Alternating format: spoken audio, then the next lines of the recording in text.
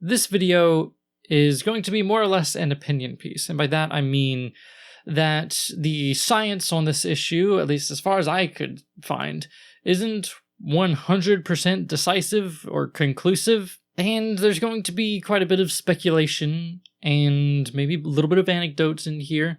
Now, that being said, I have looked up as much as I can to make sure what I'm saying is scientifically backed, if not 100% scientifically accurate. I did the best that I can to make sure that what I'm saying is in line with the current science. But the issue that I want to talk about today is the issue of partisanship, or should I say how politically charged things have become, at least in the United States of America, where I live. I don't know how it is in other countries. From what I understand, it's particularly bad here, and I want to know why. Now, I came up with this idea of a video because at first I wanted to make a video about abortion. I wanted to respond to somebody who was pro-life and give them my pro-choice argument, but I found that the more I looked into it, the more opinionated I became, and that's not what I want my videos to be. That's not what I want my channel to be about, just me being politically charged. And I started thinking, why? Why am I so charged? Why am I so opinionated about this, when normally when I'm making videos, I'll be more or less calm, level-headed, and rational, or at least I like to think so. And, well, here's my answer. It's a part of the culture that I'm in.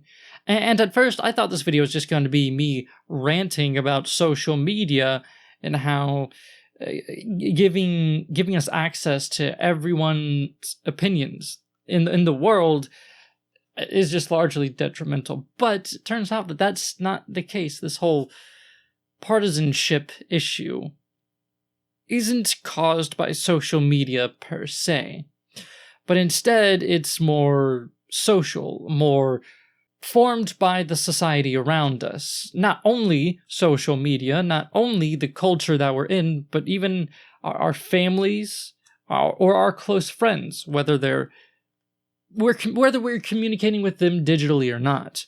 And when I say that, you might be thinking, hey, my political opinions are mine and mine alone. I thought of them, I came up with them, and I believe them for my own reasons. And that's not necessarily true from a psychological perspective, because you start to become part of a political party much in the same way that you start to believe in Santa Claus, in that it is told to you or taught to you by someone that you trust. And this is amplified if you are taught this as a child or teenager. But I mean, think about it. If you are in Louisiana or Alabama or Texas and you are a Republican, do you think that's just coincidence that everyone around you is also Republican and really conservative? No, not really. It's shaped by the society. And if you're in a place that's very liberal, very democratic, and you grew up there, you would turn out a Democrat as well, because that's the society that you're surrounded in.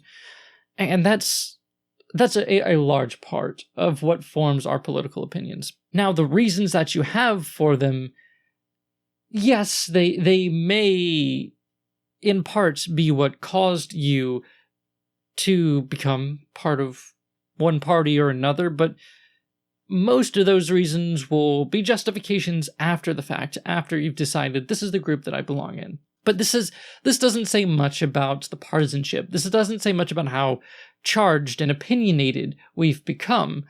So what does this have to do with it? Well, the very fact that you belong to the political party that you belong to, that in itself is adding to the partisanship that we have as a society. We being Democrats, them being Republicans, gives us an us against them mentality. And that's exacerbated by the sorts of propaganda that you'll see and readily share on social media, but also that you see in advertisements like on TV or billboards or what have you.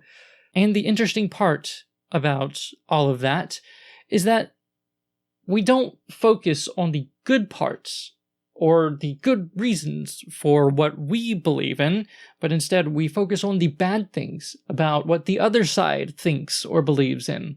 We don't say, here's our policies, here's why it's good, here's why you should vote for me. We see advertisements of people running for office saying, that's the guy I'm running against. This is all the terrible stuff he's done. This is what he stands for. This is what all that entails. You don't want that, do you? Well, vote for me because I'm the alternative, and you don't want that guy.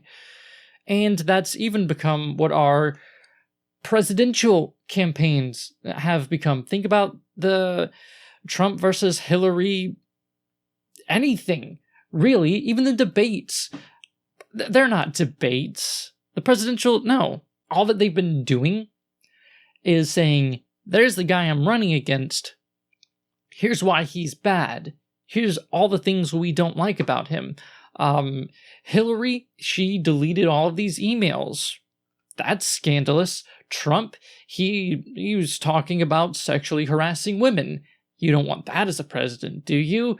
Hillary, something about Russia. Trump, I don't know, something about Russia. I stopped paying attention after a while. Trump's businesses have failed. Hillary this, Trump that. Hillary has health issues. Throughout any of that, I didn't learn a single thing about what these candidates believed in. So we're focusing on the negative aspects of the opposition instead of the positive aspects of ourselves or even them. This is tribalism, essentially, because if you think about it, we're saying this is our party, that's their political party.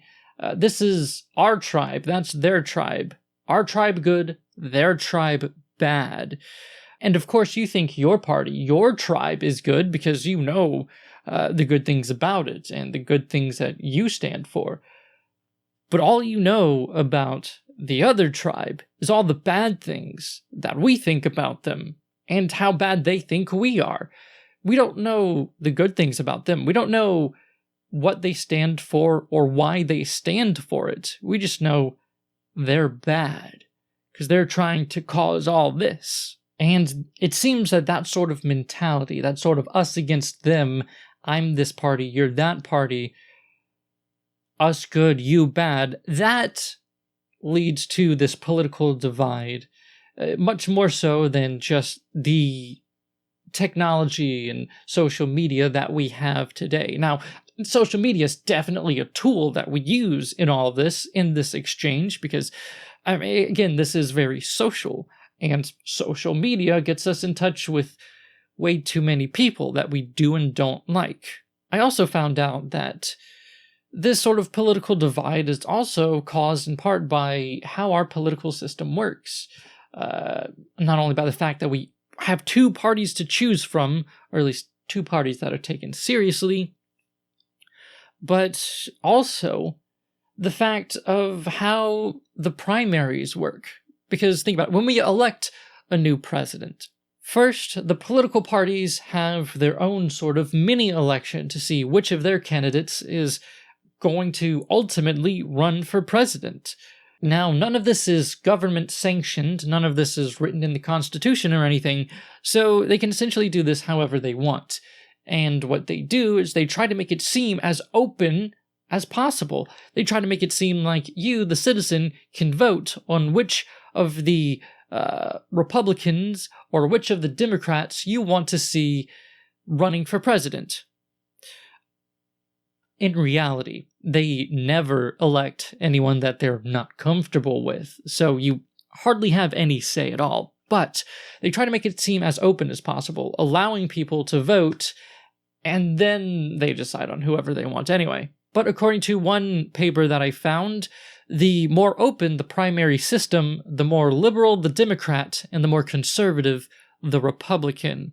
If these decisions were made behind closed doors and the elite among us that are actually making the decisions and masquerading as what the people want, if they were just to do their bureaucratic thing on their own and not act like we're involved in it, then we wouldn't be as politically charged, so it seems. It seems to me that that gives us more involvement in this tribalistic us against them whole thing going on, because we've decided this is the guy we want to represent us, and he's going to show us why they're bad and prove that we're the good guys. I don't know if I'm making sense. So, from what I've gathered, that's why we are partisan. That's why we are so politically charged, and why I hate going on most of Facebook, Twitter, or even Instagram. I was surprised to see how toxic Instagram is. If you don't have an Instagram, don't. It's not worth it. So, where does that leave us? Are we doomed in this tribalistic Republicans versus Democrats, where no third party is going to form because this is all we have and there's not enough people to try to break out of this mold? And are we never going to be able to break out of this mold? Are we doomed to always be our side good, their side bad, Republican versus Democrat, seeing just who can make the most difference in government, as if they're ever going to make a difference in government? Just maybe. I'm going to be honest, I don't have high hopes for this country. I really don't like being here. There is something you can do to make things better. Because like I said, this is all very social. So the only way we could be able to change this is socially, to change the social setting around us. And that is far easier said than done. And again, I don't have high hopes. But if you wanted to make the United States of America a little bit better, here's what you would do. First, stop calling yourself a Democrat or a Republican. Even better, stop calling yourself a liberal or a conservative on top of that. That really breaks you free of this is what my tribe believes. Now, I'm not saying that you should change what you believe in. It's perfectly fine if you still believe everything that the Democrats believed, or you still believe and advocate for everything that the Republicans do. That's fine. Go for it. But what I'm asking you to do is stop calling yourself that, and do so outside of that group of people. Perhaps what's more important is that you should learn about the opposing side. Learn about the people who disagree with you. Learn what they believe, why they believe it. Learn exactly what their policies and ideas are, and why they think they're good. Really, you should really look into it. If possible, try to have a reasonable conversation with a sensible person who disagrees with you. I know it might be difficult to find someone willing to talk about politics that isn't toxic, but if possible, you should do that, because when's the last time anybody had a sensible conversation with a rational person that disagreed with them politically? Doesn't happen. But you don't even have to, it doesn't have to be conversation. Don't even have to talk to anybody. Just go to the website. Look up their policies. Look up just the general ideas, and get a greater understanding that these are actual people behind the ideas, that they're not necessarily holding these because they're idiots, but they do have genuine concerns behind them. And you might find that those concerns are the same concerns you have. Just learn about the group that you are not a part of. Hopefully that'll give us room for a little bit of common ground. Anyhow, my camera's dying, so I should wrap this up. But thanks for watching, and I hope you learned something. And if not, I'm sorry.